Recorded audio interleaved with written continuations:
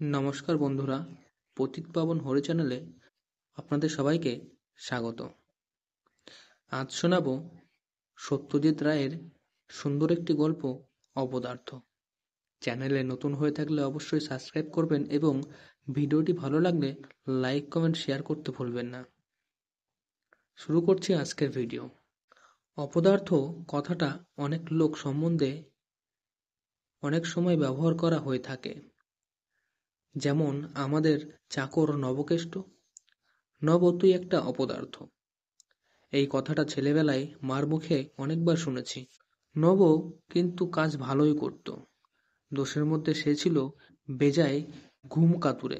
দিনের বেলা প্রায় একটু টেনে ঘুম দেওয়ার ফলে বিকেলে চায়ের জলটা চড়াতে 4টের জায়গায় হয়ে যেত 4:30।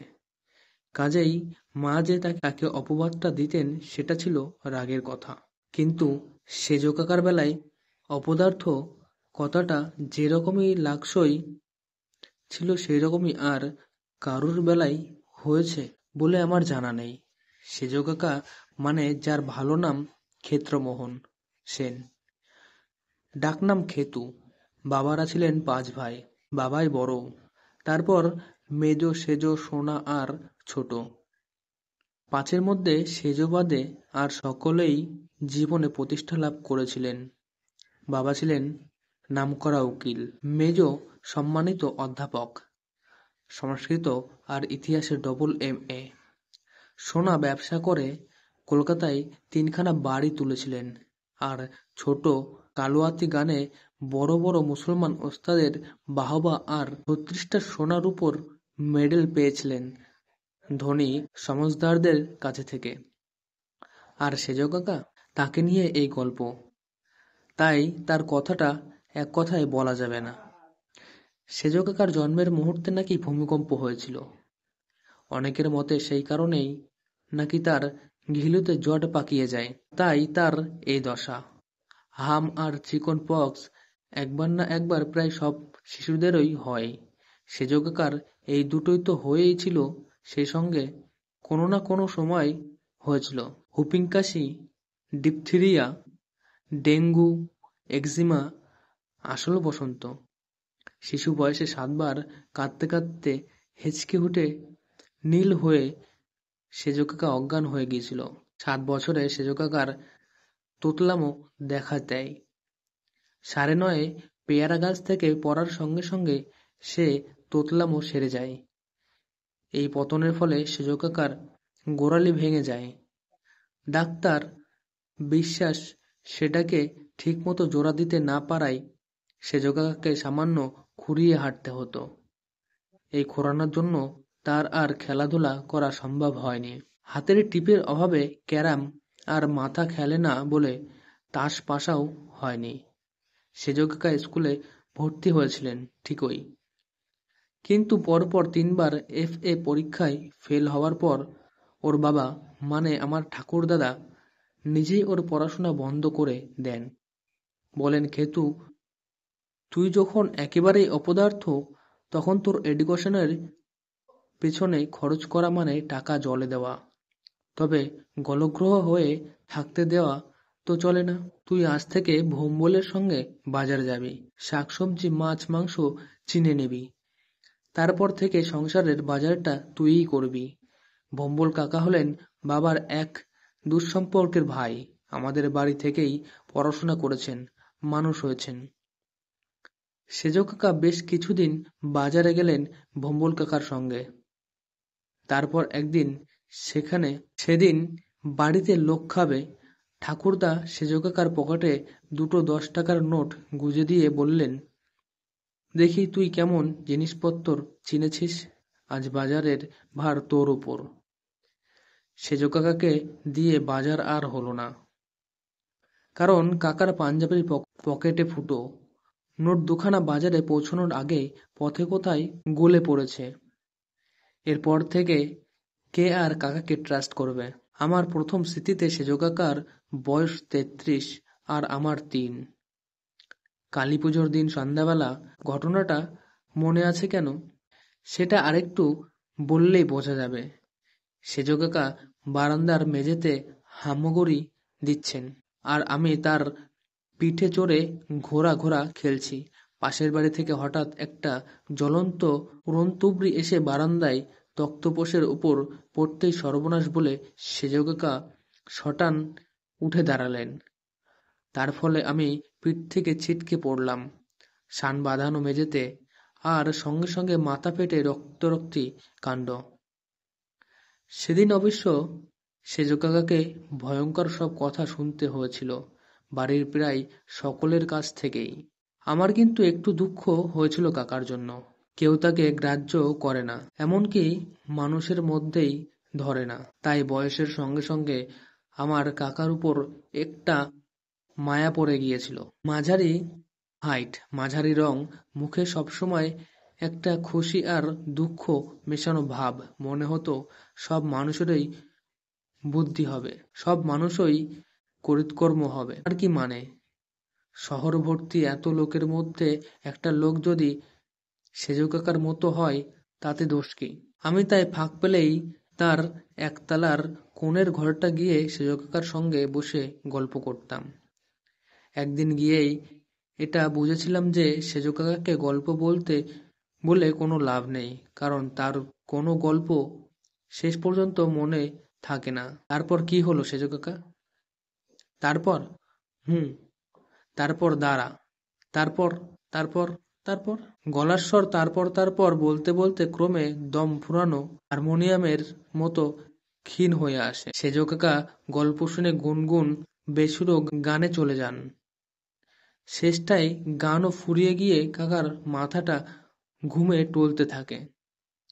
বুঝতে পারি গল্পের বাকি অংশ মনে করার মেহনত কাকার পোষাচ্ছে না। তাকে সেই অবস্থায় রেখেই আমি পা টিপে টিপে ঘর থেকে বেরিয়ে আসি। সেজকাকা আর ডাকেনও না। আমার যখন বছর 12 বয়স, তখন একদিন তার ঘরে গিয়ে দেখি তিনি একটা মোটা বই খুলে খুব মনোযোগ দিয়ে পড়ছেন। জিজ্ঞেস করাতে বললেন আয়ুর্বেদ বই। বললাম, ও বই পড়ে কি হবে সেজকাকা? কাকা একটু ভেবে গম্ভীরভাবে বললেন, এটাও তো একটা ব্যারাম, তাই না? কোনটা? এই যে আমার দ্বারা কিচ্ছু হচ্ছে না, কিচ্ছু মনে থাকে না, কিচ্ছু মাথায় ঢোকে না, এটা নিশ্চয়ই একটা রোগ। কি আর বলবো? বললাম, তা তো হতেই পারে সেজকাকা। তাহলে এর চিকিৎসা হবে না কেন? বললাম, তুমি নিজেই চিকিৎসা করবে নাকি? আমি জানতাম যে সেজকাকার এই অপদার্থতার জন্য তাকে ডাক্তার দেখানোর কথা কেউ কোনোদিন ভাবেনি। সত্যি বলতে কি, ওর ছেলেবেলার সেই একগাদা ব্যায়ামের পর ওর আর বিশেষ কোনো অসুখ সুখ করেনি। স্বাস্থ্যটা তার মোটামুটি ভালোই ছিল। সেজকাকা বলে চললেন, চকবাজারে ফুটপাথে বইটা পড়েছিল, 10 আনা দিয়ে কিনে এনেছি, বোধ হয় কাজে দেবে। মনে হচ্ছে আমার ব্যারামের জন্য আয়ুর্বেদিক চিকিৎসা আছে। দুদিন বাদে তখন বর্ষাকাল। বিকেলে সেজকাকার ঘরে গিয়ে দেখি উনি বেরোবার তোড়জোড় করছেন। পায়ে ক্যাম্বিসের জুতো, মালকোচা মেরে পরা ধুতি, গলায় জড়ানো সুতির চাদর আর হাতে ছাতা। বললেন, ভরচাপাড়ায় ভাঙা শিব মন্দিরটার পিছনে একটা গাছ আছে, খবর পেয়েছি, তার শিকড় আমার চাই। ওইটি পেলেই ব্যাস নিশ্চিন্তে। সেজকাকা বেরিয়ে পড়লেন। আকাশ ঘোলাটে হয়ে আসছে। তেমন তেমন বৃষ্টি নামলে কাকার প্ল্যান ভেস্তে যাবে। আমি ঘণ্টাখানেক নিচে ঘুরঘুর করে দোতলায় নিজের ঘরে চলে গেলাম। দক্ষিণের জানলা দিয়ে সামনে রাস্তা দেখা যায়। বৃষ্টি নামল না। সন্ধে যখন হব হব তখন দেখি সেজকাকা ফিরছেন। দুরদার করে নিচে নেমে সদর দরজার মুখে কাকার সঙ্গে দেখা। পেলে শিকড়? না রে, ভুল হয়ে গেল। একটা টর্চ নিয়ে যাওয়া উচিত ছিল। জায়গাটা জংলা আর বেজায় অন্ধকার। কিন্তু ওটা কি? কাকার কথার মধ্যে চোখ পড়েছে আমার। খদ্দরের পাঞ্জাবির বুকে লাল রঙের ছোপ। তাই তো, এটা তো খেয়াল করিনি এতক্ষণ। পাঞ্জাবি খুলতেই বেরোলো একটা যোগ। ভীম যেমন দুর্যোধনের বুকে রক্ত খেয়েছিল, তেমনি ইনি সেজ কাকার বুকের রক্ত খেয়ে ফুলে ঢোল। টোকা দিতেই টপ করে মাটিতে পড়ে গেল। কিন্তু একটা জোক আর সেজ কাকার কি হবে? কাঁধ, কনুই, কোমর, পায়ের গুল, হাঁটু, গোড়ালি সব জায়গায় মিলিয়ে 14টা জোক বেরোলো কাকার গা থেকে। 5-6 আউন্স রক্ত যে তার আজ খোয়া গেছে তাতে কোনো সন্দেহ নেই। বলা বাহুল্য, তার আয়ুর্বেদ চর্চা এই একটি ঘটনায় দিল বন্ধ করে। পড়াশোনায় আমি ছিলাম রীতিমতো ভালো। আমাদের FA এন্ট্রান্সের যুগ শেষ হয়ে ম্যাট্রিক চলছে। পরীক্ষায় বিশ্ববিদ্যালয়ে থার্ড হয়ে বিজ্ঞান পড়ব বলে চলে এলাম কলকাতায়। হোস্টেলে থেকে MSc পর্যন্ত পড়ে পদার্থবিজ্ঞানে ফার্স্ট ক্লাস পাস হয়ে চলে যায় আমেরিকায়। শেষ পর্যন্ত গবেষক হিসেবে আমার বেশ খ্যাতি হয়। শিকাগো বিশ্ববিদ্যালয়ে অধ্যাপক ও গবেষণার কাজ আমি একসঙ্গেই চালাতে থাকি। বাইরে থাকার ফলে সেজ কাকার সঙ্গে যোগসূত্র ক্ষীণ হয়ে এসেছিল। একবার তখন আমি সবে অধ্যাপনা শুরু করেছি। মার চিঠিতে এক অদ্ভুত খবর পেলাম। সেজ কাকা নাকি ফিল্মে অভিনয়ের সুযোগ পেয়েছেন। এখানে বলি যে সেজ কাকার সঙ্গে স্বামী বিবেকানন্দের চেহারার একটা সাদৃশ্য ছিল। দেহের গঠন মোটেই এক নয়। সেজ কাকা ছিলেন 5 ফুট 6 ইঞ্চি। তবে নাক, চোখ, মুখের সাদৃশ্য সকলের চোখেই ধরা পড়ত। পরমহংসদেব সম্বন্ধে একটা ফিল্ম তোলা হবে এবং তাতে বিবেকানন্দের ভূমিকা আছে খবর পেয়ে সেজ কাকা নাকি সরাসরি প্রযোজকের সঙ্গে দেখা করে অভিনয় করার ইচ্ছে প্রকাশ করেন। চেহারায় মিলের জন্য পার্টটা পেতে নাকি তার কোনো অসুবিধা হয়নি। কিন্তু হপ্তাখানেক বাদেই আর একটা চিঠিতে জানলাম কাকা নাকি ছবি থেকে বাদ হয়ে গেছেন। হবেন নাই বা কেন? ঘর বন্ধ করে প্রাণপণে পাঠ মুখস্থ করা সত্ত্বেও 1 নম্বর দৃশ্যে রামকৃষ্ণের কথার উত্তরে বিবেকানন্দের মুখ থেকে যদি 3 নম্বর দৃশ্যের উত্তর বেরিয়ে পড়ে, তাহলে আর তাকে দিয়ে কিভাবে কাজ চলে? অর্থাৎ ফিল্ম অভিনেতা হিসাবেও তিনি যে অপদার্থ সেটা সেজ কাকা প্রমাণ করে দিয়েছেন। আমার যখন 48 বছর বয়স তখন শিকাগোতে আমার ছোট ভাইয়ের একটা চিঠিতে জানি যে সেজ কাকা এক সাধুবাবার শিষ্য হয়ে কুয়েটের চলে গেছেন। গত বছর ডিসেম্বরের গোড়ায় আমার ছোট কাকার মেয়ে কাকুলির বিয়েতে আমাকে কলকাতায় আসতে হয়। সঙ্গে আমার স্ত্রী আর আমার 2 মেয়ে, তারা দুজনেই পুরোপুরি আমেরিকায় মানুষ। ইতিমধ্যে সেজ কাকার কোনো খবর পাইনি। তাই কলকাতায় এসে যখন শুনলাম উনি শহরে আছেন এবং বহাল তবিয়তে আছেন, তখন স্বভাবতই তাকে একবার দেখার জন্য মনটা উৎসুক হয়ে উঠল। আমার বয়স তখন 60, তাই সোজা হিসেবে সেজ কাকার 90। আমি ধরে নিয়েছিলাম যে ইতিমধ্যেই প্রবাসে কাকার দেহান্ত ঘটেছে। শুনলাম ফার্ন রোডে তার ভাগ্নে অর্থাৎ আমার ছোট পিসিমার ছেলে ডাক্তার রণেশ গুপ্তার বাড়ি এসে তিনি উঠেছে। মাস 3 হলো। আর শুনলাম যে ধর্মকর্ম ব্যাপারটা মোটেই তার ধাতে সয়নি।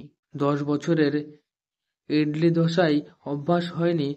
রোজ আধপেটা খেয়ে ওজন নাকি প্রায় 30 কিলো কমে গেছে। আমি এসেছি শুনে তিনি তার ডাক্তার ভাগ্নেকে বললেন, ঝন্টুকে বলিস একবার যেন এসে আমার সঙ্গে দেখা করে যায়। এক রবিবার সন্ধ্যায় গিয়ে হাজির হলাম ফার্ন রোডে। লোডশেডিং চলছে। দোতলার একটা ঘরে টিমটিমে মোমবাতি জ্বালিয়ে তাকিয়ায় ঠেস দিয়ে খাটের উপর বসে আছে সেজ কাকা। একটা মটকার চাদরের উপর গলায় প্যাঁচ দিয়ে জড়ানো সবুজ মাফলার। কাকাকে দেখলে চেনা যায় বটেই, এবং বলতেই হবে বয়সের পক্ষে রীতিমতো মজবুত চেহারা। মাথায় চুল সব পাকা ঠিকই, কিন্তু এখনো যে চুল আছে সেটাই বড় কথা। আমায় দেখে হাসিতে মুখ ফাঁক হওয়াতে অরিজিনাল দাঁতও চোখে পড়ল। ডজন খানেক। আর যখন কথা বেরোলো তখন দেখলাম গলার স্বর ক্ষীণ হলেও কথায় বেশ তেজ আছে। এই তেজ কাকার মধ্যে আগে দেখিনি কখনো। তিনি যে সকলের বয়োজ্যেষ্ঠ, তাকে আর কারুর কাছে মাথা নোয়াতে হবে না এই বোধ হয়তো তার মেজাজে একটা ভারিক্কি ভাব এনে দিয়েছে। কিরে ঝন্টু, বললেন সেজ কাকা, মার্কিন মুলুকে গিয়ে কি করা হচ্ছে শুনি? আমার কাজের কথাটা যথাসম্ভব বিনয়ের সঙ্গে বললাম। পদার্থ বিজ্ঞান গবেষণা, বললেন সেজ কাকা। লোকে মান্যি করে। আমার ৭৭ বছরের পিসিমা গলা সপ্তমে চড়িয়ে আমার বিনয়কে ফুংকারে উড়িয়ে দিয়ে জানিয়ে দিলেন আমার খ্যাতির কথা বটে। বললেন সেজ কাকা, নোবেল প্রাইজ পেয়েছিস কিনা সেটা বল আগে। হালকা হেসে মাথা নাড়লাম। তবে আর কিসের বড়াই, ছ্যা ছ্যা ছ্যা, একেবারেই অপদার্থ। আমি এই গুতুরের ঠেলা সামলাতে না সামলাতে সেজ কাকার বাক্যস্রোত আমাকে নাকানি চোবানি খাইয়ে দিল। তুই তো যা হোক ভিন মুলুকে পালিয়ে বাঁচলি। আমি ভাবলুম কলকাতায় গিয়ে একটা স্বস্তি মিলবে। জীবনের শেষ কটা দিন তবু আপনজনের সান্নিধ্যে কাটবে।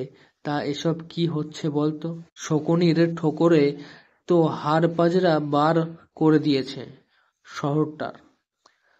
দিনে ১০ ঘণ্টাই বিজলি নেই। শ্বাস টানলে ধোয়া ধুলোয় প্রাণ অতিষ্ঠ।